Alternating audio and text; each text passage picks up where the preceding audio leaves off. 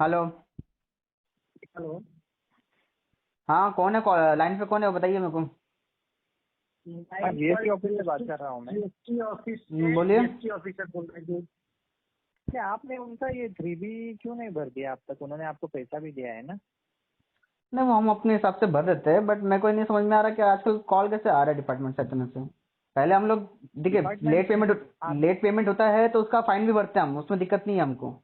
Late but payment अचानक का से फाइन अलग होता है। आपको अगर लगता है पेनल्टी चाहिए तो लगा दूं क्या मैं यहाँ से पेनल्टी? SGST का 25,000 है और CGST का 25,000 है। 50,000 का पेनल्टी है, वो रहता है, वो लेट भी होता है।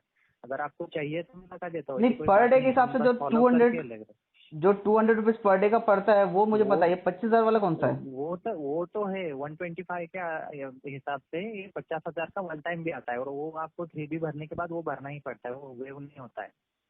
और एक ऐसा है, यहाँ 25 पर ये जॉइंट कौन सा कमिश्नर नोटिफिकेशन में आया, आप कुछ नहीं बता है। सकते हैं क्या? मैं फिर मतलब वैसे देखूँ पढ़ के जरा। ठीक है, मैं आपको नोटिस भेजता हूँ, उस नोटिस में पढ़ लीजिए आप। हाँ, मैं नोटिफिकेशन देखता हूँ मैं। और ये पेमेंट जो है, मैं अभी ऑफिस में नहीं हूँ, मैं अपने सर को बोल के देखता हूँ ये बात करके पेमेंट का। ठीक है ठीक है, आपको नोटिस भेजता हूँ, उसमें आप रिप्लाई कर देना। ठीक है। मैं देखता हूँ। हाँ। तो हमने जो क्लाइंट का पेमेंट अभी तक इसलिए होल्ड किया है क्योंकि पुराना कुछ पेमेंट करवाना है क्लाइंट से और पेमेंट मंगवाना है उससे। ठीक है।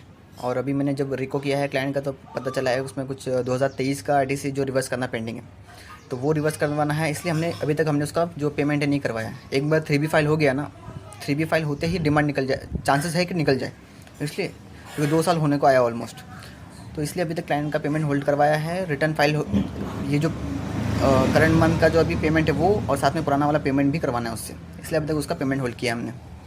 इसलिए आप जब भी बात करो डिपार्टमेंट वाले लोगों से तो थोड़ा सा केयरफुल होके, पहले तो आपको चीज़ अगर पता है तो डरने की ज़रूरत नहीं है बिल्कुल भी। ठीक है।